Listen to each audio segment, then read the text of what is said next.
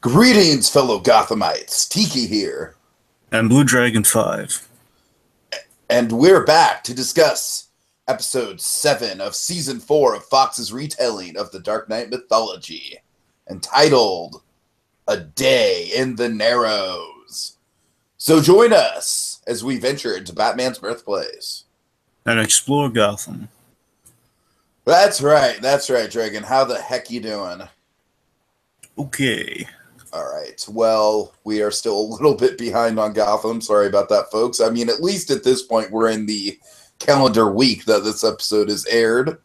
So, getting into it, this is A Day in the Narrows. Ironically enough, Dragon, the one thing I want to point out before we dive into the beat by beat of it all, I think this episode is like really ironically, it feels way more like the movie Dog Day Afternoon than Hog Day Afternoon does.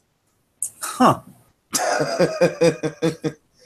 Because it's all set in one day. It's all kind of like kind of got a crime thriller. It's set in like a single location for a lot of it. It's all very Dog Day Afternoon like. I don't know. Anyways. All right, Dragon, you ready to get right into it? Yeah. All right. So this is a cold open, man. This is a cold open. Oh, you betcha.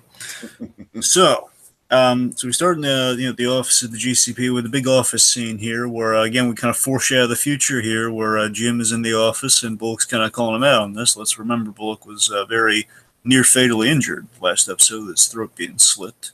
Mm-hmm.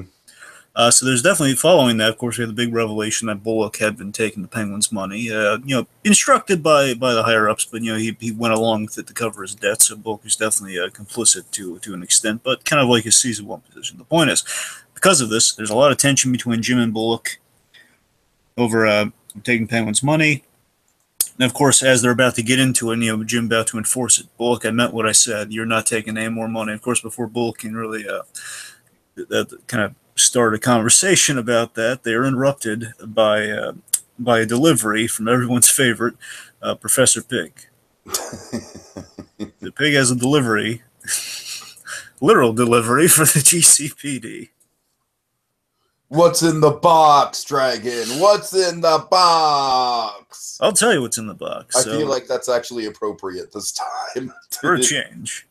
So basically, the GCP, they unbox 44 wrapped bloody boxes. Nicely wrapped bloody boxes, I want to say. I love that he went the extra mile to wrap them with a nice black bow.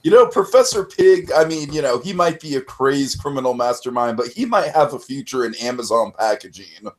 Maybe. So, inside these boxes, you may ask, why are they bloody? I'll tell you why. Because they're filled with pig heads. Severed, bloody pig heads. And, of course, you gotta love the dopey mailing staff. Yep. Not realizing, of course. Yeah, it's Gotham. Everyone's corrupt. Even the delivery system. Oh, God. So basically, it's 44 specifically for every cop, except, and again, all of this is like specified in the instructions by the delivery guy, for every cop except for a guy by the name of, let me guess, Jim Gordon. Yep. So obviously, Pig is sparing his favorite his favorite cop, Jim Gordon. Of course, folks, I want to reiterate: I am not Professor Pig. All right, I'm not Pig. Make it clear. Okay. So following this, we go to Alfred and Bruce. Yes, who kind of took a week off, so they're back. I don't know, Dragon. I'm pretty mixed about the Bruce stuff this episode. Really? I love the Bruce stuff. Really? I think he's actually... I really like... Actually, okay, maybe love is a little strong. I liked it, though. I did like it. It's like, especially the way he's acting around Alfred, for me, is kind of a bit of a head-scratcher, shall we say. Well, let's see. So we have Alfred commending Bruce on holding this charity function at the manor, and like this, Bruce is just he's kind of inserting there that he did that so he wouldn't have to leave the manor. So the idea, and this is what I'm really liking about it, T. This is why I'm kind of, I guess, more kind of up on this. I love that. After Bruce snaps at a waiter, Bruce That's snapping. what I'm saying. He's just like, he's so harsh on the waiter. Like, you know what that thing with the waiter reminded me of, Dragon? What? It reminded me of the clearing the throat bit from Rick and Morty. Oh yeah, all right. It's like Toxic Bruce just came out in that moment. Unfortunately, Bruce did not make amends with the waiter, so. No. But I mean, come on. Oh, the least they could have done is been like, hey, man, look, I'm sorry. I was really rude. I was out of line. All you no, did was don't worry about it. Seriously, man, it happens all the time. No. But yeah, Bruce is snapping at the waiter, and basically what this is the reason for this, and kind of the Alfred kind of chases him off to the side there, and they kind of talk about it, is that Bruce is having trouble moving past Kill and Rachel Glenn. I like that works. That's what I'm liking about it. Again, I think I'm more and more, if not completely sold on the whole Kill and Rachel Ghoul thing at this point, because we're seeing, Bruce definitely living with the consequence here, and I basically think Bruce's arc is very tied into. Basically, we're seeing what happens if a Batman did kill. What kind of Dragon, and my problem with it is that it's basically turning this really hefty, like philosophical issue, like you said, of like, what if a Batman actually did kill? Kind of like what they were going for with the ending of Man of Steel, you know what I mean?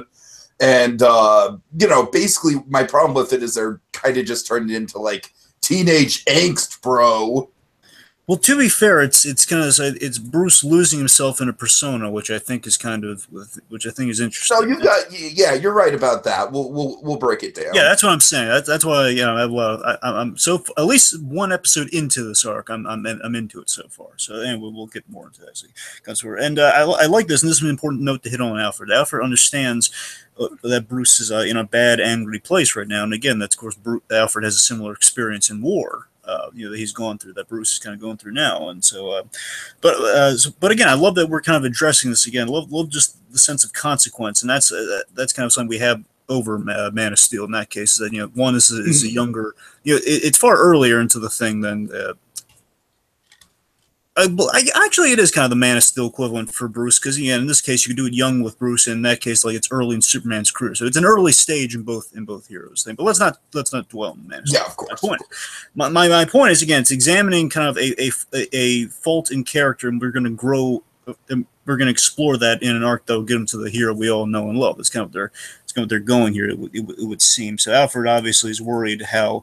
I love that this question is kind of raised in the rewatch here. Alfred's worried how a now trained vigilante Bruce will outlet his anger, his angst and his anger, because of course now he's trained. He's kind of like it's kind of like that episode of Hey Arnold where Arnold learns martial arts after his mugging, and of course he's very kind of like a raw nerve sort of thing going on there, like reflexive action, which could get him into big trouble. So I like that Alfred is. That's my purse. I don't know you. I'm sorry. All right. So self-defense. Okay. Let's see. So next scene. Yes, next scene. Let's see. We have Gordon's releasing all the mail guys. Like, yeah. This time, check the packages to make sure they're not bloody. The dopey one who said he was sick is asking for a tip. Ridiculous. So Penguin eagerly informs Oh Jim. God, Penguin's just on fire this episode. I love this. Again, this stuff I'm talking about. I just love the Penguin Jim stuff in this case. Jim eagerly informs Jim of the joint effort to stop Pig with his using his resources. And this is playing into an idea I really like that we're exploring in this episode, that the GCPD is low on resources, which of course is a classic issue with Jim Gordon and the GCPD. That Gordon, famously the Dark Knight, for most kind of notable example. I work with what I have, and Gordon doesn't like working with corrupt cops, but he has to, and that's kind of what we're looking at here. The GCPD, low on resources, has to make compromises like this. That of course rubs Jim Gordon the wrong way. Where Penguin, Bullock sees the value in working with the Penguin. We also meet a new character. Dragon, this guy is the best one-off character in the show. I know, right? And Tiki, he actually is from the comics, and very faithfully done. Actually, it's so funny. This guy, his name is Headhunter, and again, it's purely a Headhunter. I love how he's introduced in Gotham here. The idea that Victor said, Tiki, tell him why we have the Headhunter. Because Victor Zsasz is off visiting his bookie. No, his booby. His what? His booby. Oh, I'm sorry. Okay, well, you can imagine how my version is humorous too. Victor says it's like, "Oh crap, I got to pay my bookie. Sorry, Penguin, I got this other guy's number. I'll be back in a couple days." True, but you also have kind of like kind of the familial kind of mother thing with the No, you're penguin. right. You're right. Right here. Again, it's like it's a nice little connector. I like that's kind of penguin trusts people if they have mothers. Anyway, no, of course, Now, Headhunter. Headhunter, I just want to say, Dragon, tell me you got a total Diamondback vibe from this guy. Uh, I didn't get. I did because I mean it's hard to compete with Diamondback. Come on. I didn't say it was Diamondback, but I did really like him. I see what you're talking about the Diamondback stuff now, but in the moment I was just like, it was the ridiculousness of Headhunter. And the Headhunter, I mean, he isn't all leather like this, and the costume's pretty spot on. I want to say what happens to him later happens to him as well, you know, with the headshot. But aside from that, the other kind of interesting thing with Headhunter in my research is that Headhunter has history of Jim Gordon. He was a hitman, and I love this, has the same exact signature as he's trying to promote here, the whole shooting people twice, because that's my signature. Headhunter always shoots twice. That is First from time does the job every time, but the second one, that's just my signature. Well, I understand that's straight off the page, and like he was hired by a mobster. He was hired by someone to kill Jim Gordon. That's why I assume that's one of the reasons he was kind of one of the assassins they were going to look into for this episode. Again, the whole for a moment, I'm pretty sure it's not from the same book. Thought they were pulling from a great source material for this show. At least it should be a great source material for the show. Gordon of Gotham, which is Jim pre-mustache in his younger years. Right. So something to point out there. But either way, the point is Headhunter, he's a great pull, and he's a welcome yet temporary addition to Gotham. Oh man! So again, we have a great divide with Bullock in this shot here of Jim and Penguin, with Bullock in the middle. Again, his Bullock quite literally in the middle of these two, his friend and the Penguin. Of course, he's agreeing with the Penguin. Of course, I love this when Penguin gets to say to Jim, "Your captain says otherwise," basically saying that Bullock agrees with the Penguin. He's allowing Penguin to work with him. One, because that's kind of Penguin's subtle screw you to Jim by saying, "Hey, basically your friend works for me. Your friend's on my payroll." Essentially, is what he's saying there without saying, which is kind of cool. Mm-hmm. Right. Okay, a little barb there. Okay, so then Jim and Bullock, for a moment, they start to get into it. We have a little plot detail revealed here, which of course explains the Penguin necessity here. Half the cops fled after Pig has been targeting cops, which I think is kind of a neat idea. That's why there's only 44 cops, like 45 cops there right now. Yay, we don't have to hire as many background people. Yep. So yeah, they're desperate for resources, which of course enter the Penguin, and Jim. Again, it's a little rinse and repeat with Jim in this moment here. But again, this episode I think it fits a little better in this episode than it has before, where Jim's out to prove that Gotham doesn't need gangsters for law and order, which of course is just it's the traditional kind of statements ever since the first episode. But it's like at least in this case, it's not Jim's making like a subtle wager with the Penguin over this. Right. That's where I think it's a little better. But the point is there's tension between Jim and Bullock. Our friendship is definitely trying in this episode. Okay, so speaking of barbs, Dragon. Yes. Okay, that was lame. We have Babs and Tabs. Oh, it wasn't that bad. Oh, thank you. I'm flattered.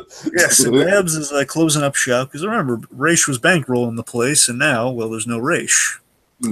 And Barbara still doesn't figure out what the glowing hand trick was yet, so she just has no idea. Okay, well, I'm disbanding, guys. Take what you want. We're closing up shop. No Raish, no way. Keep the lights on. Of course, Selena and Tabitha, they're working buddies. They want to kind of keep the trio alive. Like, well, let's keep doing this. Basically, keep the Raish Al Ghul wanted Barbara to be the eyes and ears of the Gotham underworld. And in this case, we keep eyes and ears, and basically, we use the armory, people buying the weapons, as a way of finding new marks. And of course, the very year one idea of Selena Kyle's Catwoman stealing from other criminals. It's a very kind of usually Carmine Falcone in year one. In this case, a little different. So again, Barbara. Now this is interesting. So Barbara, and tell me what you think about this, Steve. So Barbara without Raish seems to be very out for herself. She's kind of back to where she was last season. Yeah, I mean, I don't know. I'm not necessarily. I don't really have strong feelings about her this episode one way or another, to tell you the truth. I need to see a little bit more of where they're going with her. Again, it's interesting, given that kind of that ticking plot device we have with the glowing hand. I really wonder where that's going. Mm-hmm. All right. Okay, so Selena, meanwhile, she drops a little plot detail here. Selena wants to hit the Street Demons, a known biker gang in Gotham, to prove Barbara wrong. Basically, we can still make this work. Tabitha smartly shuts her down on the very dangerous idea. I mean, these guys are nuts. You don't want to hit these guys. We'll find other marks. And again, I like the mentorship between Tabitha's growing on me more and more in the season. I gotta say. Yeah, again, Dragon, it's weird. Like, for a character who we didn't even think would survive the season she was introduced in, she's kind of become, like, a pretty good asset to the show. Yeah, again, I like how she actually, it's not just like we didn't shoehorn her in, like, we feared she was going to be shoehorned in. Like, remember, we knew kind of back in season 2 that, Tabitha's probably going to mentor Selena. Yeah, you're right, but it's like they took their time with it. It didn't happen in, like, a rush kind of way. You know what I mean? It happened organically. Yeah, because we remember, like, Tabitha's first gimmick was, oh, look, she uses a whip. I wonder how that's going to come into play. right. But, there's a bond going there. Of course, she's informed you. Dragon, I'm sorry, I can't pass up this joke. So I have written down in my notes with the motorcycle gang thing, like, Punisher perks up when Selena mentions hitting up the motorcycle gang. And then when Tabitha turns it down, Punisher's just like, "Aww." That's adorable, but I'm thinking like it was like on the edge of his seat, he's all happy, going that Bernthal smile, and then when she says no, he gets really kind of gets frustrated, has like kind of like a Hulk tantrum, like he just throws his guns down, he kicks over the TV and leaves the room. Darn it. Anyway. Okay. So, down at the Narrows. By the way, Narrows, I did research. Just wanted to confirm this. It was kind of bugging me. Narrows officially was devised in Batman Begins. It wasn't like in the comics before that. So that's really? Narrows is purely. Here's the thing: there are bad parts of Gotham, but it was never called specifically the Narrows. It was basically Park Row, which is Crime Alley. Park Row is Crime Alley, and it's like the Bowery. Those are the bad parts of Gotham. So this kind of Narrows was always a Nolan invention, which has been integrated into the comics. So because Narrows is like it's a cool idea, and it kind of sounds like narrow alleyways. So it's a cool notion. So I like the Narrows is coming back in a big way.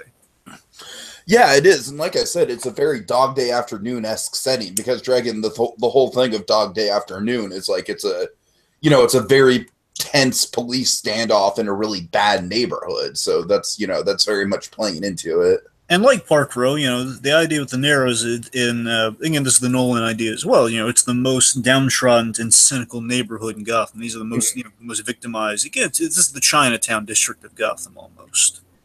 It's almost kind of got a Hell's Kitchen vibe to it, to tell you the truth. Very much so, but I think the idea plays out. That's fair, but there's more hope in Hell's Kitchen than there is in the Narrows. You're right. Look, there's some stuff I can't give away yet because it's part of my grand design here. But let's just say I got some stuff with the Narrows. It's part of your grand design, really. Your grand design. God. I gotta take the mystique out of everything, man. I'm trying to build something up here. There's a little Easter egg for folks in the future. Oh, God. Anyways. You'll see what I'm talking about. You'll see what the Narrows does factor into things. You'll see. Okay. Whatever you say, I believe you. So Bullock's giving a speech about, the code of silence in the Narrows, and he's going on about, like, we need to make them more scared of us than they are of their own people. But then as he's trying to give this speech, Dragon, what happens? Well, first off, Penguin's goons arrive, and I love the fact that we have goons that are all in black, very much like the 60s show. Mm-hmm. I love that. That's one point that just kind of occurred to me with a whole bunch of them showing up. But yeah, so as Bullock's giving a speech about basically giving us kind of Narrows 101 for the audience, kind of the Narrows culture. Someone wants to put Bullock on TV because they're throwing. Is this the Narrows or is it frickin' Toontown? No, Tiki, that'd be a piano. Yeah, but, they basically throw TVs and lamps and stuff, and like they're throwing. It's crazy down there. I mean, I got to admit, this moment was a little over the top. But I mean, it's awesome for this show. I don't know, Tiki. And neighborhoods down around the neighbors where you hate cops that much, you get it. That's kind of like that's over the top of it. That's like scary over the top, and like, oh my god, you could in a just a little push. In reality, if reality is pushed just a smidge, you can imagine that. It's like if you really hated people that much, TV's out. So I like how amused the Headhunter is by this situation, though. I love that and this is funny. It's kind of like a Penguin thing too, where he thinks he's buddies with Jim. Or he's just saying, oh, he's looked so forward to working with Jim Gordon. I love that. Gordon can't stand him. It's adorable. Okay, so let's see. Basically, chaos breaks out in the narrows, and they're sandwiched between two buildings, hence kind of the narrow. Jim's not happy working with them as they basically chaos erupts and they're storming the buildings. Speaking of storming the buildings, they're storming the buildings. I'm sorry, you want to take us through some of this?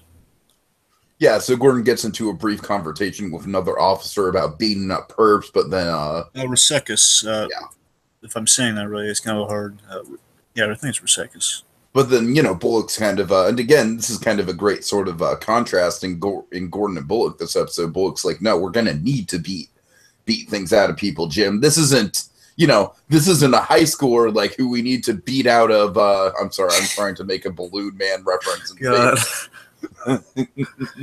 Just give me a roll. Give me a roll full of dimes. anyways. All right, but yeah, it's kind of neat. Like I like how this scene is. I like the setting, how we keep going up a floor, and like one floor is Penguin's goons are beating up innocent bystanders, and then the next floor it's the cops doing it. And they have to break up the cops, saying, "Come on, hey, they're not perps. You're treating them like perps. Like it's the Narrows. It's the Narrows. What's the difference?" Again, it's the ground line that's kind of summarizes all the corruption. So, also kind of foreshadowing here, Bullock kind of stresses the importance of getting a cop killer. True, and again, Ruseckus here, he's going to have his moment in the sun towards the end here. So Ruseckus, this is the same guy, so just remember him. Mm-hmm. Okay. Meanwhile, Bruce. Yeah, so he's introduced to Glaze Glumdahl. Dragon, is this one from the comics? Grace? Yeah, it's Grace. Oh, Glaze. Odd. I'm sorry, I thought it was like some sort of like clever comic book name. I misheard it. No, I think Glaze would be raked over the coals so much in this era. But no, Grace Blumdahl. That's where you got the L from, Grace Blumdahl. Okay. Yeah, so kind of sounds like Vandal, honestly, but no. Anyway, no, from my understanding, she's not from the comics. But again, I don't think they're doing the Talia al Ghul thing. Just that theory. I don't think she's going to be Talia, but never say never. I don't know. It seems like kind of a generic kind of because they established her in the early seasons. That's kind of why I'm thinking it's not Talia. Mm-hmm. Because I remember Bruce was talking to girls in the first season. I doubt it's obviously not the same actress, but they kind of set up the idea that when Bruce went to school briefly in season 1, the girls liked him. Speaking of season 1 Bruce, Dragon, they play it previously on Gotham to establish Tommy Elliott again, and it's what? No, I'm agreeing with you. Yes, they did that. Yeah, I know, but it's so weird to see how young David Mazouz is in that. Yeah, and also they recast someone who we'll meet momentarily. We'll meet him. I really like what they're doing with that character, though. Me too. I'll tell you like all the good stuff about that. But anyway, so we meet Grace. She's a nice girl. She's a very nice girl, Dragon. Yes, she invites Bruce to a party. Get away from the boring function. Again, nice girl. She's not being mean about it. She's saying, let's get out of here. Like, she has no offense. Kind of boring function. Let's get out of here. Let's have a party. All right. Meanwhile, we have a very year 1 vibe here, where Jim basically, it feels Gordon kind of going in the room, kind of like he wanted to kind of save the day, going to that one apartment, that really kind of crime-ridden building in year 1, kind of big climatic scene in that book. Mm-hmm. Either way, the point is just it just feels like inherently with all the corruption, the GCP, like basically all chaos is breaking around him, and basically he just kind of casually goes up to this woman's apartment, who we saw from the ground floor. We just saw this kind of bystander kind of looking out the window, so he remembered her on the top floor. That's why he was kind of heading there. So he calmly, instead of like kicking in doors and shouting at people and like beating them, he knocks on the door, asks for questions very calmly, very civilly, and they're nice folks. I presume the husband. husband, maybe someone else, just a guy with the oxygen tank, rigged up. Just they seem like nice folks. He's a sick old man. Yeah, it's Jim kind of like promises. illustrating the point that, like, the Narrows isn't necessarily bad people; it's just people in bad circumstances. Exactly, and bear in mind we're going. We've seen a bit of the Narrows with the Leslie Tompkins story, and with that we've seen again. That's true. That's a good point. Yeah. And again, that's the other part. That's the Park Road thing I'm talking about too. Because Leslie Tompkins, she set up a clinic in Park Road. The Narrows, just for all intents and purposes, is Park Road. It's the poor neighborhood of Gotham. It's the poor crime-ridden neighborhood of Gotham. So yeah, there are these are the downtrodden people, but yeah, I absolutely agree with you on that. So, Jim promises to keep keep the fact that they gives him information under wraps. Like, hey, no one's going to know you talk to me again. It's fine. Again, Jim being very professional, very kind of like everything a little bit the guy. Headhunter has a different plan. Headhunter enters, and I love the ridiculousness of Headhunter's mindset. This is what I'm talking about with the Diamondback of it all. Well, he doesn't quote the Bible as well. No, but I'm just saying, like, he's just got, like, such an over-the-top dramatic solution to the problem. You're right about that.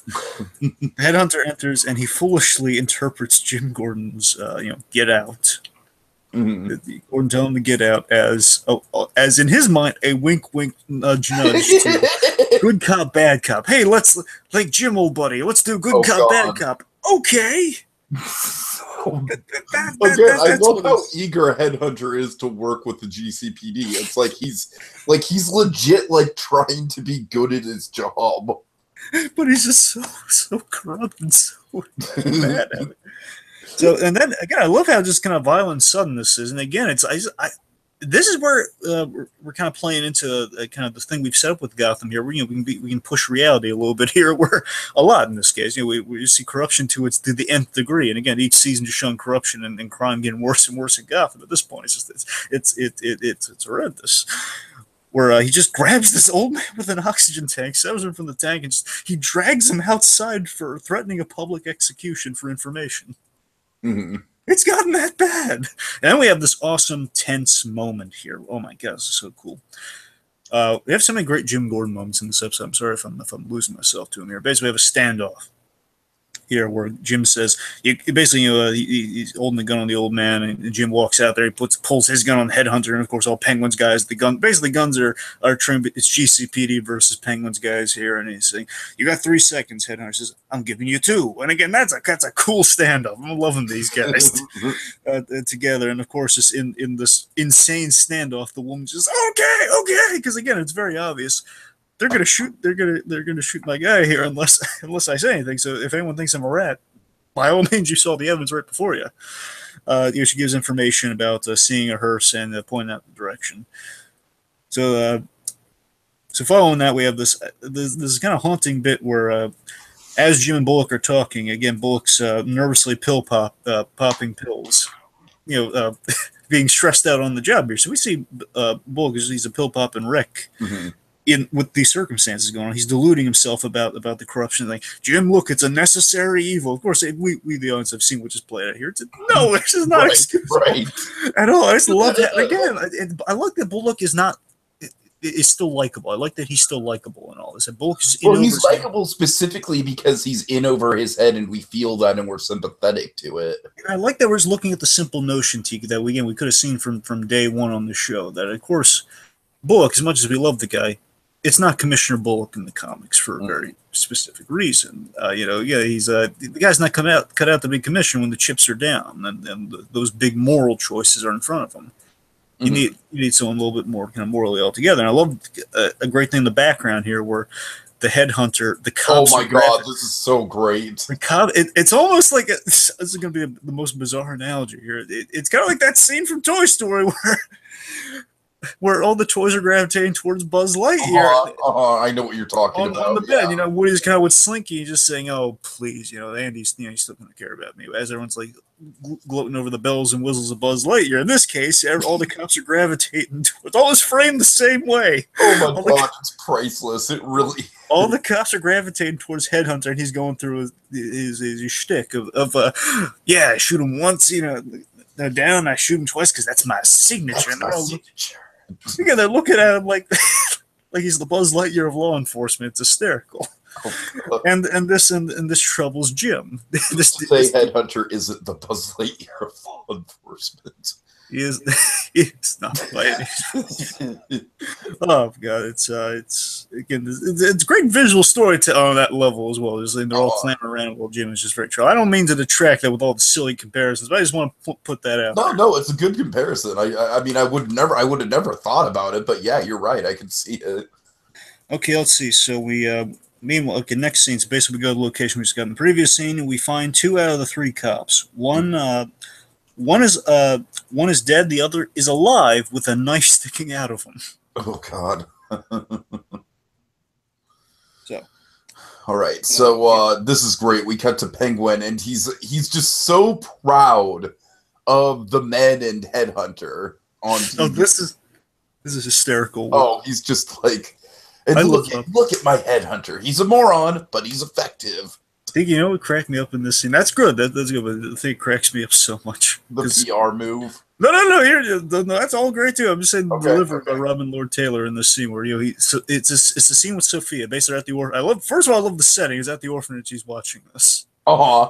Secondly, what I love is Robin Lord Taylor's delivery. Every time I rewatch this, like, it cracks me up, and it's just like he's so eager. He so eagerly showboats his handiwork to Sophia. Basically, gives kind of he says, "Look, Sophia, those are my men." I love the way he says that. He's so eager. He's basically Tiki, dare I say, so proud. He's just so proud. He wants to make Sophia proud of his boy. Tiki, I mean, just given the fact in the original it's actually making the mother proud, and of course the whole mother manipulation on Sophia's part. This is very literal. This is the most appropriate proud of your boy we've ever had. Well, I don't know if it's the most appropriate ever, but it's up there. It's up Fine, there. It's top 3. It's top 3. All right. God. But it's definitely, come on, it's custom made proud of your boy material there. God. Anyway, so Penguin sees this as good PR, and then Sophia manipulates here, and I like how respectful she is. And Crystal Reeve's doing an excellent job, Sophia Falcon. I'm very impressed with her this season so far. She manipulates Penguin by pointing out in a very non-combative way. Basically, he says, "Oh, you get very polite. Yeah, you don't need to hear from me. You don't need my 2 cents. Your thing, Oswald." And he says, "No, now I need to know. Now you must tell me." She points out that making an alliance with the known, especially by the criminal underworld, the known to be incompetent GCPD, being directly affiliated with them, as for all the cameras to see, will not be good for PR, for respectability in the criminal underworld. Which leads Penguin to, again, just to kind of spite Sophia. Again, it's still in that friendly way, just kind of spite her by basically, "I'm still going to make you proud by taking a hands-on approach, so that does not happen." I love this. This kind of adorable. She's just like, "Don't ask for my opinion if you don't want to hear it." Again, I'm loving the Penguin Sophia dynamic. Of course, we can't forget that in the middle of all this, there's this adorable little girl who's like blocking the way. I love this. And speaking of the hands-on birds, I love the Penguin. He's like lifting this child out of his way, and it just turns her into a prop, and it's great. Turn this child into a prop. And he bumps into her in the place where he moved her to. It's funny. We are not doing get help. Okay, I don't know about. All right.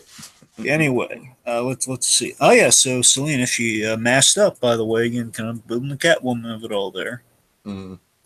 The mask when she steals from the street demons. Now she's trapped. Basically, she is now trapped within the warehouse because basically the car alarm goes off. She's now trapped, and basically they just to show you how tough the street demons are. I mean, they're no dogs of hell because those are just the meanest bikers ever. But they are the next best thing. The street demons, let's just say they burn rubber. Tiki, oh God, I was surprised that they got away with this on TV. Yeah, well, then again, Tiki, I will always point you to the Fish Mooney thing. We literally, we plucked someone's eye out and stepped on it on television. Yeah, sorry. Hold on. Yep. My bad. Sorry, go ahead. I mean, I will point you to the most surreal Gotham moment for me, where Fish Mooney, she carved out her own eye with a spoon and stepped on it. Right. So that to me is my barometer. So this doesn't necessarily surprise me, unless you can top that. That's the thing. This reminded me of something out of Sin City, to tell you the truth. I don't know why. Basically, It's just kind of like that level of like over the top violence. basically burning rubber would be you spin the tire on the bike and let's just say move the guy's face close to the Oh tire. man, I mean Jesus. And again, they don't shy away from it. There is blood going everywhere. Uh-huh. A lot of blood. So, oh my God, there's a beautiful scene here. I love this scene so much. Yes, okay. Oh God, so we have Jim with the quote unquote injured officer, Fazoli. So we have Jim in the ambulance with Fazoli's riding over with him. Hopefully, get some information, get a lead, get a statement from the guy. And now Tiki, I knew where this was going purely because I love the movie Silence of the Lambs, and this is one of my favorite scenes from Silence of the Lambs.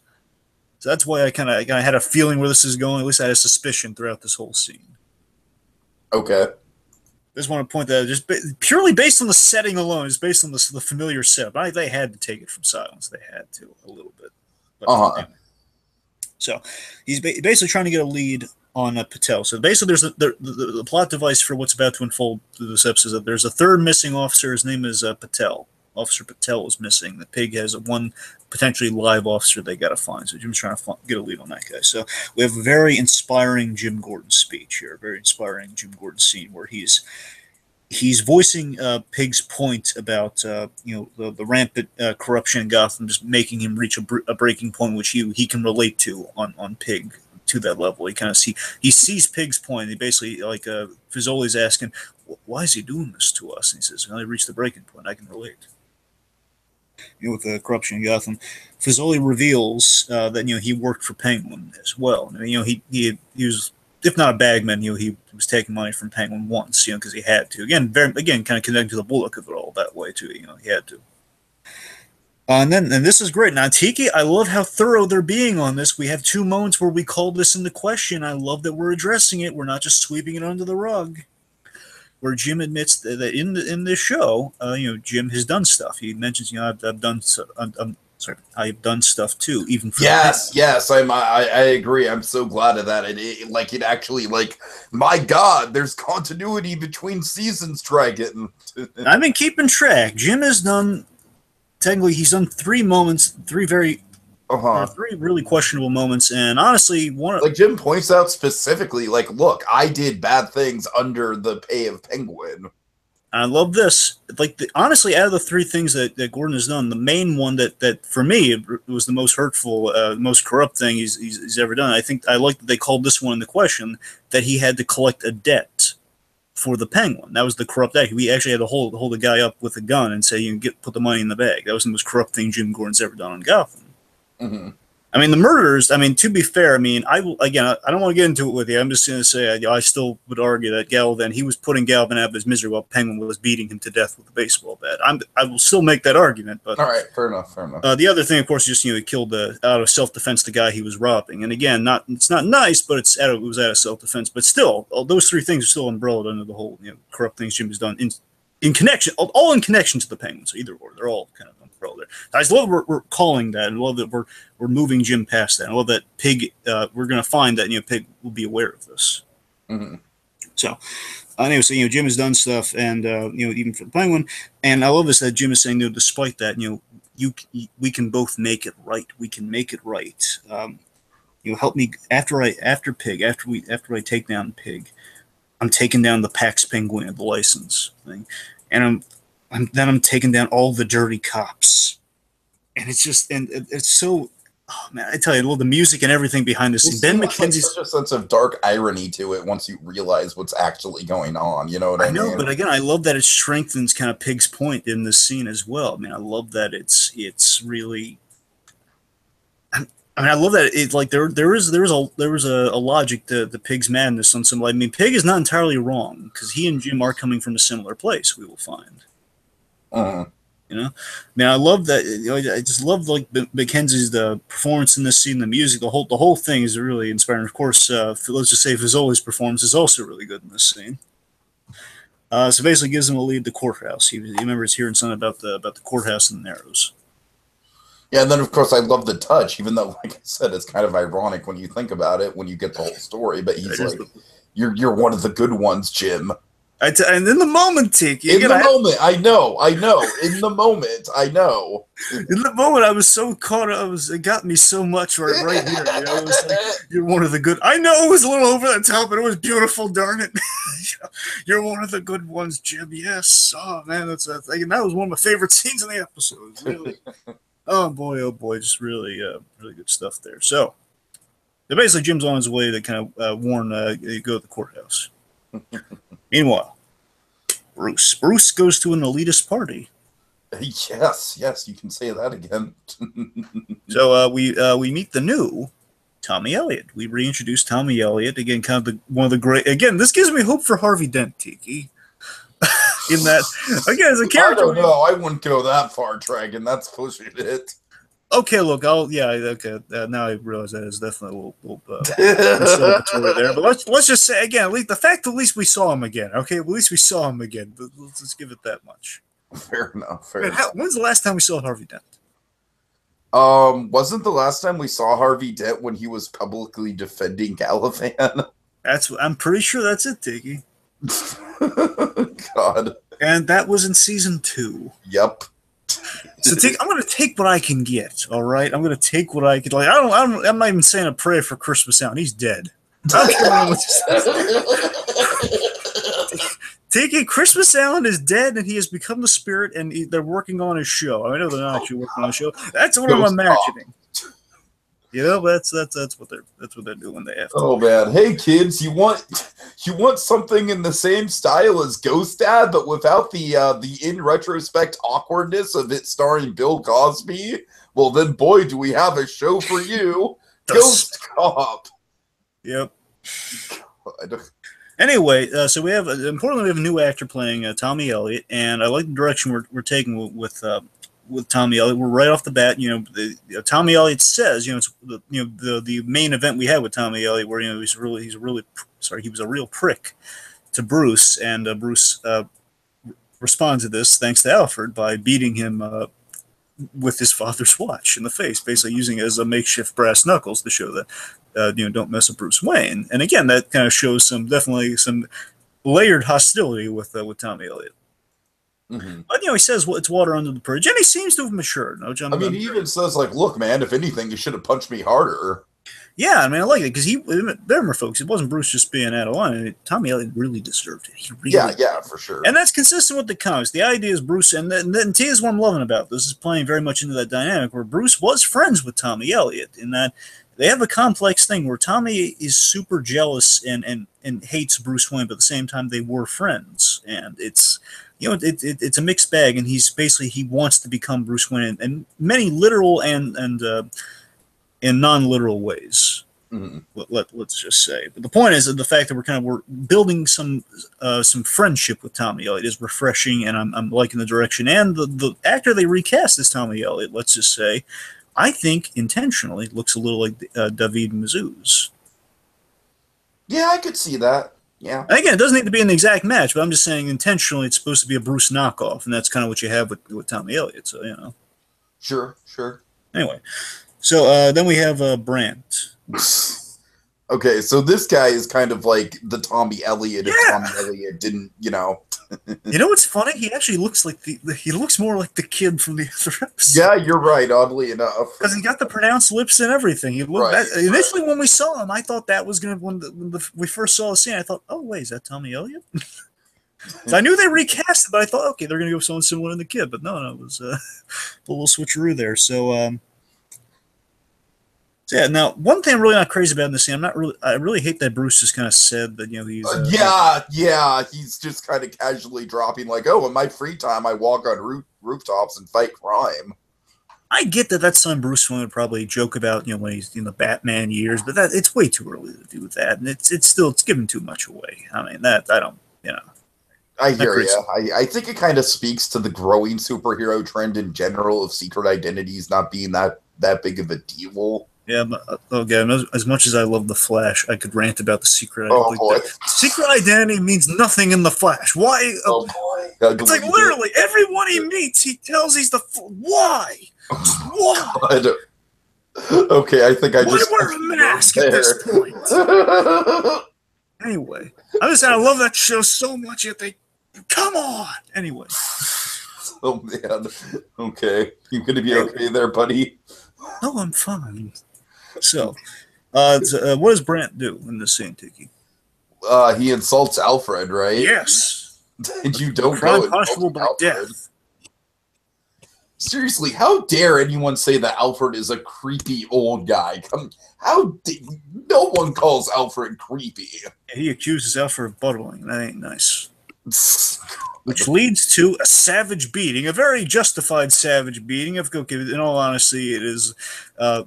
Just speaking to the savage beating itself, of course, this is what Alfred feared would happen to Bruce, where Bruce is, he's giving into he's basically using his training for not so crime fighty purposes here, and again, it's basically playing the anger issues. But actually, it's not a savage beating because it's a danger. Yeah, that's not going to work. Had the exact same thought. I'm with you on that. But again, I like that cut because I remember we talked about this in the promo. We saw like Bruce was wailing on someone. I assume Tommy O. No, yeah, you're right. I did like how that was played because we kind of get to see, like, as you said, a very deserved beatdown of this guy, but then we also like don't get the repercussions of that. So it's nicely played. And again, it's making Bruce seem smarter. Again, he's not just giving in to the instinct, but he is thinking about it. I gotta tell you, again, Mizzou's, again, I don't want to going to love Fest of Mizzou's as we have done through this season and basically throughout the whole series. But again, I gotta say, I love that just in his natural stage, he's just looking so much like Bruce Wayne. He's wearing the suit and tie and everything. He's just looking so much like Bruce Wayne every day. Every episode, he's looking more like Bruce Wayne, and I'm loving it. It's so again, they couldn't have cast this kid any better. I hear you. So basically, they head to the club. Mm-hmm. Plan is okay. This is boring. Let's head to the club. Yeah. All right. So let's see. So we have Headhunter and Gordon. Yeah, surprised by the Headhunter and company. Thanks to Bullock again. Bullock wanted to give Gordon backup, which unfortunately means Penguin. Mm-hmm. I love how Bullock just kind of gives a pathetic shrug as Penguin shows up. Yeah. Of course, Penguin on the job, which of course is never going to make Gordon happy. Penguin directly affiliated with the GCPD. Okay, let's see. So we have Babs counting out Tabitha's money, and then Selena calls Tabitha for help. Yep. Yeah. They basically, Tabitha's going to be on her way, and basically Tabitha and Barbara have a little moment there. Basically, she points out Tabitha's attachment to Selena, which again, really nice. Been liking that. And this is kind of what we've been boiling, especially with the whole Butch Gilzean of it all here, where it's Tabitha's soft side versus Barbara being out for herself. That's really what the conversation's about here. And again, we've seen this in practice with Gilzean. Tabitha, of course, she likes Butch, and of course she got really. That's why she turned on Barbara because she supposedly killed Butch. Mm-hmm. I'm just saying again, at the end of the day, Barbara's out for herself, and that's the growth we do have with Barbara here. I will say, in hindsight, she's become more of a team player this episode. That's kind of her arc. No, I mean, yeah, you're right, and that's there's not really a ton with the Barbara and Tabitha and Selena dynamic, but it is kind of a good stepping stone in the right direction, I thought. Yeah. So basically, that's kind of like a lingering taunt to Barbara that you're always out for yourself, Barbara, and of course that's kind of the thing that's going to come back later on. Meanwhile, oh god, and of course Penguin didn't come alone. Not just counting his gun-toting henchman. Penguin brought the press. Yep. Of course, the lovable press that's been following him around since the first episode of the season. Oh god, you're right. Yeah, they've been in every. Oh my god, you're right. Yes. I mean, now you say yes, they have been following him. Whole season. So Bullock, I like this. I like that. Again, look at this horrifies Jim, by the way. I love this. This frustrates Jim so much that Bullock, and again, this is his friend telling this, which just means, Bullock, all the progress we made. Why are you're backpedaling, man? That's kind of the underlining. That's kind of the underlining theme of the scene here. Basically, Bullock hilariously points out, well, look on the bright side, Jim. With Penguin's guys, we send them in first. They're cannon fodder. That's the upside, like let him die. It's like all the progress he made. Come on. So then Jim gets a call from Pig. Did you know I spelled my name with a Y? It's for Pygmalion. I love that, by the way. I'm going to assume that, I don't know, it sounds like a Grant Morrison on the whole Pygmalion explanation, but It does. It does. I'm really loving that. So, again, Pig has just been owning the 2 episodes that he's been. He's just been so good. Michael Traveris? Yeah, Traveris. Cerveris. Crap, is it Cerveris or Cerveris? I'm asking it to you, do you know? Oh, I'm sorry. It's Cerveris. Yeah, Cerveris. And by the way, I felt so embarrassed by this. Cerveris, we had actually seen in another show, you and I. He was in the Tick. Oh, of course, right. Ramses. He was Ramses in the Tick. Yeah, right. Duh. I felt so stupid. Basically, eventually when we get a good look at Pig, and it's like, he plays such a different character than like the thing is, like, I know him mostly from the show Funhouse, and his Professor Pig character is basically like, what if the character from Funhouse snapped and turned evil? Whereas Ramses is like nothing like his character from Funhouse. So, oh, I'm sorry, Fun Home, not Funhouse. My bad. Anyways. So, Pig reveals that, and again, we get an inkling into Pig's plan here. And again, I like that we're still kind of building with Pig's grand designs. And I have some theories about that, which we'll get to, towards the end here. He reveals that he's building a new Gotham as well as a new Jim. As a new Jim Gordon. And again, it's the idea of perhaps kind of fixing Gordon from his involvement with the Penguin, but without kind of viewing him as a totally corrupt cop. Again, viewing them as simpatico. And basically, we have and again, now I've heard some people aren't crazy about this take on Pig, basically for the GCPD ties over the whole just kind of crazy surgeon aspect. But I will argue this, Steve, based on this plot that they're teasing us with here. I think it's very consistent with Pig in that it's Pig's trying to transform Gotham by getting rid of the corruption. It's very, Pig transforming his subject. So I like it for that reason. I just wanted to kind of put that out there. Yeah, I mean, I don't really know a ton about the character for me personally, but I really like what he's doing with the character, and I think the writing's pretty on point. So plus, there's enough of the creepy surgery aspect of it there already. So I mean, I think it's a happy. We already kind of like sort of blew our load on the creepy surgeon thing with the Dollmacher stuff. So yeah. That's the thing. Pig came before Dollmacher's fun fact there, so that's Anyway. So okay, so basically Pig is calling for a reason, not only just to kind of gloat about his plan there, but he's calling for he's calling to warn Jim about the courthouse trap. He's warning Jim, and I love this device, by the way. Pig calls and he warns Jim that, hey, I don't want you to I can't transform you if you're dead. So don't go in the courthouse. Then, of course, he has the reveal. Why are you telling me this? Because you're one of the good ones, Jim. Oh man, that's a great. Such moment. A great reveal that he was only yes, and I love Mackenzie's reaction to it. Oh God, it's so good. Meanwhile, so basically, as Jim's like, telling Harper, look into it. Call the hospital. Look into Brant. Bear in mind, it's much more manly and much more authoritative when Ben Mackenzie delivers that. We'll make that clear, all right? We're playing fast and loose with it, folks. So Brant, meanwhile.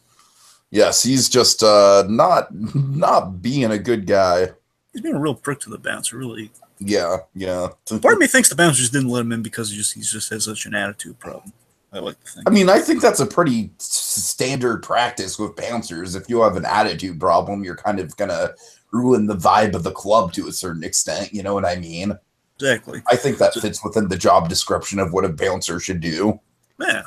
So Brant can't get him in as he promised that he could, and then Bruce basically insults Bruce, and of course we get to see that great kind of hand clench. Again, I like that, and this is what I'm loving about what I'm really liking about the Bruce stuff so far, is he clenches his hand, but he does not go with the violent option. He's grown, and he is basically kind of pulling a Batman Begins here, and it's awesome. Where I love this, and on the rewatch, I like to think, because I forgot that he kind of whispered something, he was saying something to the bouncer that we couldn't hear. I imagine he just politely asked if he could see the owner. I'd like to think that's what he said, and that was like the key to getting in. I would like to think that. So basically, again, like off to the side, Bruce just walks up to the owner, he chats him up, and then basically walks over, and now Bruce is allowed to let people in. Of course, leaving Brant out in the cold because he's not a nice man.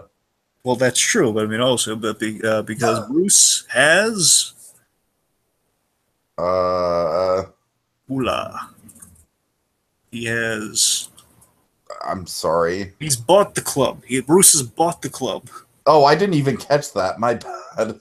Yeah, Bruce. Again, this is the Batman Begins angle here, where it's very much like he buys a restaurant. I thought he just politely talked to the owner. I didn't. Oh, yeah, you're right because he says you're look. Okay, my bad. Again, it's kind of like I totally did catch Dragon. It's such a classic Bruce Wayne thing that again. Yeah, you're right. It is. It's like when he bought the hotel in Begins, and in this case, he bought the club, and this is such a. I love it. So again, instead of using violence, he's using kind of his money, using kind of his. We basically enter kind of the Playboy Bruce here, and it's great. Where, he's that's how you spite the guy. Instead of beating him up, you're just like, hey, you can't come in my club. I did like the touch of him just flat out stealing Brent's sunglasses. Yes, it's great. I mean, it is like casual petty theft, but I love it. And again, we see Tommy Elliott as well, even before he buys the club. And he's really kind of getting in Bruce's face, kind of like saying, "Wayne, you've always been a freak." Basically, like really mean to him. I love that Tommy Elliott was sticking up for Bruce there. Yeah, showing the growth, and that's the thing. It's really I love that we're developing Tommy Elliott, and there was at least some genuine. He was a nice guy in there at some point. That he's grown, he's matured. So I can't wait to see that go off the rails now. Mm-hmm. So it's anyway. We'll get back to Playboy Bruce momentarily, which is going to be great. Oh yeah. So Jim warns Bullock. To call it off, going inside the courthouse. Penguin is questioning this, and all the Penguin's there. And again, it's like the early scene of the GCP. These three guys kind of dividing each other here. Penguin's questioning the logic here. Like, wait, no, of course you would call because he wants you not to go in there. And I love, and again, this is what the other moment we're talking here, where Penguin calls Jim on his dirty past with the Penguin. We're like, oh yeah, he would want to kill you too for the stuff you've done, Jim. So again, it's kind of question the logic of the show there. I think that's really funny. Yeah. Then basically it boils down to this big question. There's a big, I think, a big telling moment that's going to shape the next episode. Who will Bullock trust, Jim or the Penguin? Of course, and I love this that Jim's setting him up here. Like Jim genuinely asked Bullock, I've trusted you before. You need to trust me here. Yeah, at this moment, Bullock does kind of side with Penguin. I know I was so kind of saddened by that. I mean, I knew for storytelling, for the purpose of storytelling, we know we have to make them do. They have to do the reckless decisions. I should have seen it coming, but I was just so wrapped up in the moment. And then I love this line that Jim has, and at the end, essentially, this is like the big kind of these two guys, like the breaking point of their friendship right here, where Jim is just really standoffish with Bullock, as friendly as they've been. Jim is really let down by Bullock here, and the way he lets him have it by saying this very honest, very, very factual line here, where he says, "Bullock, you better pray I can clean up your mess." And then again, it's such an honest line, and then Bullock comes at him, Gordon, you are out of line. Mm-hmm. He's like ordering him to stand down, and then Penguin's like yelling in support of Bullock. Yes, Captain Bullock, finally a good decision. but yeah, I mean, Bullock has always kind of let Gordon kind of do what he wants because he realized, Gordon knows what he's doing, and in this case, he's just like he's calling him out on something that I think Bullock deep down knows is absolutely right. This is bound for disaster. But Bullock he has to go with kind of the logical move here. Mm-hmm. So it's sad to see their friendship kind of start to crumble like this. It really is. Yeah, it is. But you know what, Dragon? I'm really liking that we're getting a lot more development on Bullock because, really, season 3, Bullock, let's face it, he was kind of useless in season 3. He was fun, the writers were really, I mean, I'm not saying he didn't have good moments, but, the writers were, really struggling to have him have any sort of plot relevance in season 3. He was just he's the new boss. That was basically he had That's as much. I'm saying, yeah. He was S in an extent. Basically, he was there, but while he was there, it was funnier because he was Bullock. That was the I as sad as it is to see him and Gordon drifting apart. I'm really glad that they're giving him a bunch of rich character stuff to work with this season. Yeah. Meanwhile, Tabitha and just to boil it down here, Tabitha swoops in to kind of back up Selena, and then surprise, surprise. Barbara enters with the tie ploy. Basically, she walks in there and says, "Someone order Thai food?" No, she's good because there is no Thai food. Just drops that was great. That again, like the Barbara. Again, we're not backtracking with Barbara in in a grating way. It's like, you were saying, getting Barbara back to kind of the No, crazy. she's just not kind of like, I actually kind of prefer this Barbara to sort of like the weird, like super serious Barbara she was with Ra's al Ghul. Right. Again, we still never explained that weird kiss. That's really, I don't know, but I kind of want to just pretend it didn't happen. okay. Okay, we can pretend it didn't happen. Listen, bring it back. So, so basically, after they save Selena, she's like, okay, let's give me my cut. Basically revealing, hey, yeah, No, I'm sorry. Go ahead. basically revealing the gang is still in business. Hooray! Meanwhile, the GCPD enter, and this is very much from the Dark Knight. This is very much it's from the Dark Knight, and it's from Flashpoint. It's from the Flashpoint Batman, and it's also kind of Breaking Bad as well. Well, I mean, yeah, I'm sure it turns in the brain, but I'm just talking about the moment where basically Bullock shoots Patel by accident here. It's very much. Oh, yeah, I'm sorry. Yeah, you're right. I mean, it absolutely does turn into Breaking Bad, but yeah, go ahead. Basically, Bullock, he accidentally, basically they pull a switcheroo like they did in the Dark Knight, which I thought was such a clever scene in the Dark Knight, by the way. Where basically, we see, and this is also from some foreshadowing what Pig's going to be looking like in an upcoming episode. From what I saw a screenshot of something. Okay. Where Pig is all decked out and kind of his finery, his get up there, and with the pig mask, and he shoots at Pig to save Patel, and the reveal is Patel was a dummy, was a dummy with a pig face on it, and with a pig face underneath the mask, the bag over his head, and the guy dressed up like Pig was Patel, who's now been shot by Bullock. Yeah, and that's I mean, I gotta tell you, Dragon, speaking of giving Bullock some meaty character stuff, like, that's gonna be something that we're gonna get a lot of development out of for him. I mean, it's kind of fascinating because a lot of Bullock's character motivation in the last season has been, kind of justifying his actions, because he wants to catch the cop killers, you know what I mean? And whereas this, obviously, it's a trap on his end, but it's still a very, very serious event here. Of course, we had the Doctors and Clowns version of this with the Dark Knight, and in Flashpoint, we actually had the scene with Jim Gordon shooting someone he thought to be the Joker instead of being Bullock. So again, I like they were pulling from these things, and as well also with the so basically Bullock realizes it's a trap, and then they're pinned down by Gatling guns, and these Gatling guns. Honestly, you're right about the Breaking Bad of it all, but you know what it really reminded me of? They have like there are traps all over the Arkham games, mainly Arkham City, and they have setups like this too, where if you walk into a room, the sensor's going to activate and Gatling guns are going to fire at you. Okay. They're both. So anyway, so Penguin's goons. So basically now, okay, it's a trap. It's very obviously a trap. The outside thing here, those are our guns.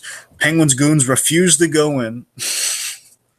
They refused to go in, and it's now up to Jim. I love how heroic is, and I love this. I love that it all came together here. That again, Penguin bringing the press, and again, now Tiki. This is from year one right here, where Gordon goes in, he gets all the glory for going in solo, doing the heroic thing. Here's like Gordon saving the children who were held hostage by the Arkham escapee. Right. This whole scene here, which also again we got a bit of earlier on that scene with the apartment, but either way. So now it's up to Jim. Jim grabs that big cool looking gun with the grenade launcher you see in the top left corner, I believe. Mm-hmm. Where basically he goes in single handedly, press record and all of this. Basically he blows up the setup Gatling gun so everyone can get out of there. He saves the Headhunter even after Headhunter gets like shot in the eyes and now he's missing an eye, which I want to say in the comics he was missing an eye. Could be wrong about that, but I vaguely remember him having an eye patch or like a scar or something. And he saves a lot of cops die, by the way. A lot of cops die leaving. Yeah. I want to say 4 leaves Bullock, Harper, Patel, and Resekus. Of course, Resekus, the doubter from earlier on. Like, there's no hope in the arrows. That guy. Saved by Gordon. Back. So Gordon has saved the day. Hooray! Penguin tries in the next scene. Penguin's with the media outside. Penguin's trying to pin it all on Bullock. He's trying to say it was the incompetence of Captain Bullock. But Penguin's just such a turncoat, isn't he? Yes, and then of course, speaking of turncoats, the media instantly turns on the Penguin. If they go directly, like, forget the Penguin, let's go to Jim Gordon. He saved the day. Jim. Basically, they're waiting for him to take the credit, take the glory. Jim does not do that. He tells Perfect, he sends a message to the pigs, and the GCPD will take him down. Very much so, very steadfastly, very heroically, selflessly. Yeah. Hmm. Bullock somberly congratulates. Again, there's like the friendship is kind of deteriorating here, folks, and it's sad. Bullock. Yeah, it's so Donald Logue was so good in this scene because he's saying a pretty blunt point. He's a cop who shot a cop. He's become what he's always hated. Yeah, again, it's not even like a whole kind of like a glory, basically kind of a straight and versus corruption end, which is the very simple, cops don't shoot other cops. Mm-hmm. Like cop killers and cop shooters. Those are the two most kind of blacklisty things you could have in a police department. Mm-hmm. So again, very somber. You feel your heart goes out to Bullock in that scene. If I wouldn't envy his position. Oh yeah. And of course, following that, we get a call from Pig. So Pig, God, I love this. As Pig is conversing with Jim here, and this is the whole Silence of the Lambs of it all. Of course, the scene I'm referring to in Silence of the Lambs is where we reveal that the injured man. I want to say it was like not Pepper. Pepper was the guy who was kind of gutted and hung like the moth. And the point is, Hannibal Lecter he cut a guy's face off and he wore it as his own. In the ambulance, and that's the ambulance setup. Where basically one of my favorite scenes is the big reveal that, oh god, Hannibal Lecter, he pretended to be the injured guy, and that's how he escaped, which is brilliant. And of course, basically we kind of homage that here, where he has killed he has killed the EMT, I guess he's killed the EMT. And he as he's like kind of on the phone with Jim, he is removing his makeup. And I love that we still don't get like a clear look at the guy. Like the way he is removing. Yeah, you're right. Like he's removing the wig and the hair and like the goatee and like he's like the fake nose. I mean, that fake nose is like the weird flesh thing. Kind of interesting. Like every layer he removes, it's like, oh, is that what he actually looks like? No, he's removing something else. You know what I mean? I mean, it's an approximation of what the actor looks like, but I mean, I love that. It's still like there's that uncertainty about it. And basically, as he's doing that, it's just wonderfully kind of intercut like that, I guess. What he's saying to Jim, that he's impressed, and we want the same things. Which again, that ambulance scene indicated anything, they kind of do want the same things. Of course, going bad very differently, but they are coming from a similar place, and Jim even admitted that to Pig unknowingly, and he hopes that. I'm going to find you. Oh, I hope you do. And, he hopes to find him and to thank him. To thank him personally. I want to thank you in the flesh. Oh, not just in. I'm so glad. Thank you for pointing that out. He says, "I want to thank you in the flesh." Oh God! Again, I love this guy's delivery. He's just so on point and so creepy. I'm pretty sure, at least I know in the Arkham game. I don't know if he does this in the comics, but he does the whole repetition thing where Pig is just kind of this. He can be played as just kind of this really weird.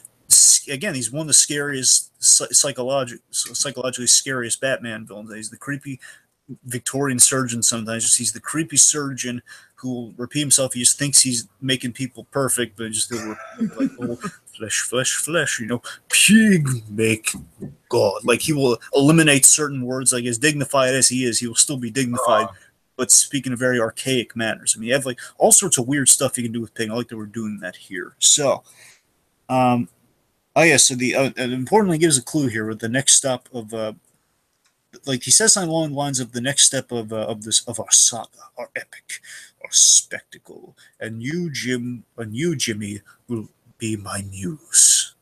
Oh God, it's so terrifying.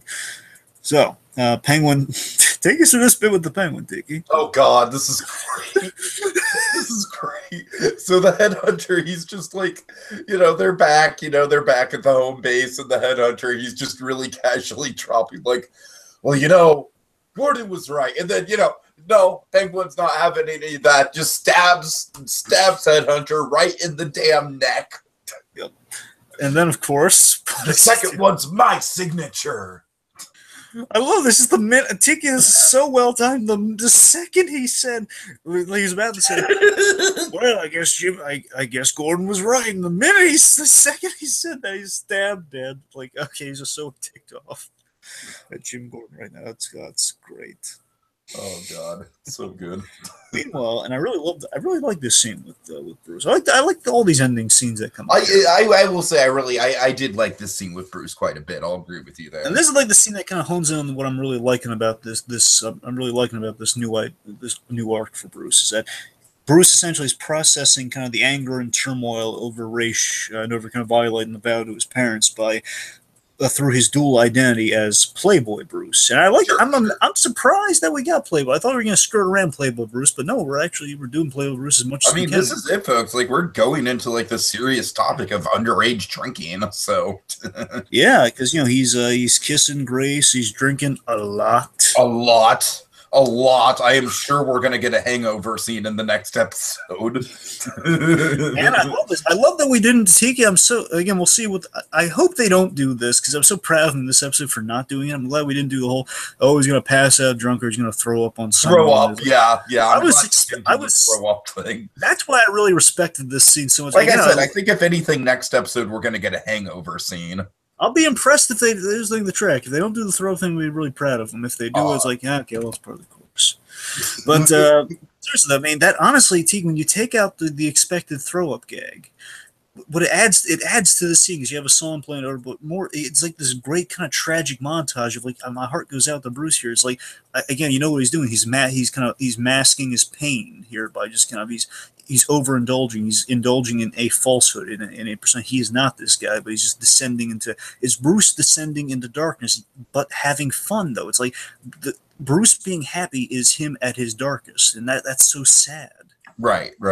And again, that's what you, without having like a cliche gag like that, you get to accentuate that by him like drinking, like his like kind of going slow mo towards the end, like he's dancing, he's partying, like, and that every time we imagine like the Bruce Wayne kind of putting on that like, oh, look at me, I'm the himbo, I'm Bruce kind of partying around here, I'm the Bruce with girls on his arms, like, okay, it's just Bruce put on that, but no, there's an added layer of sadness to that now.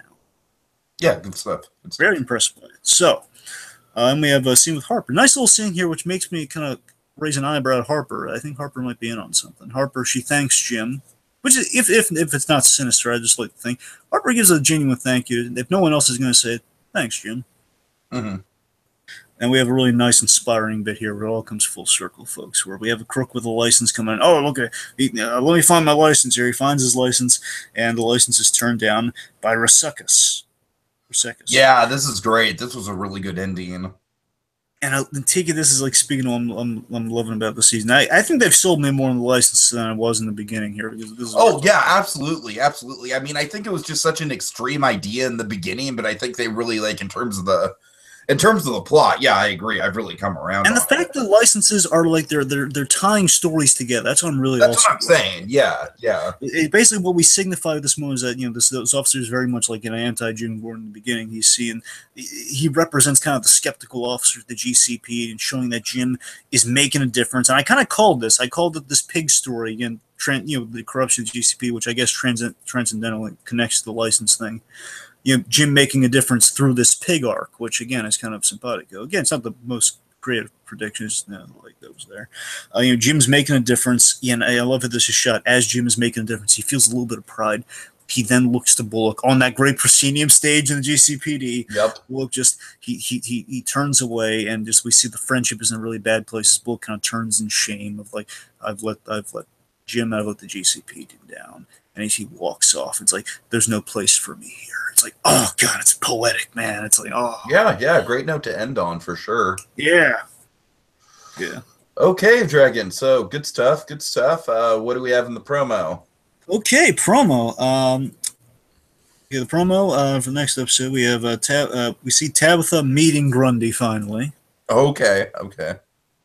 Penguin is speaking about friendship blinding you, which of course going to raise some questions maybe about it's structured around Jim and Bullock, but I think also might be related to Sophia. I don't know. You never know. Jim and Bullock are definitely at odds. That's what we're very much seeing in this promo. It's at least what they're hyping up in the promo. Mm-hmm. Bullock has a really important line. He has a really telling line to Jim, saying, "Hey, nothing in Gotham is free. Like, nothing you basically nothing you got was free here. Basically saying there's going to be a consequence of some stuff happening to Jim in the next episode. Firefly's back. Okay, cool. And Grundy has a really intimidating line. Tabitha's in the ring with Grundy, which will not bode well. Of course, Grundy says, "Grundy kill," which again is still really not bode well. Because I want to say, basically, we know Tabitha and company, Tabitha, Barbara, and then Selena, they're going to be most likely be heading down to this place and just kind of stirring up trouble with the fighting ring, which of course will rub Grundy, especially it might be like a target for them, I'm guessing.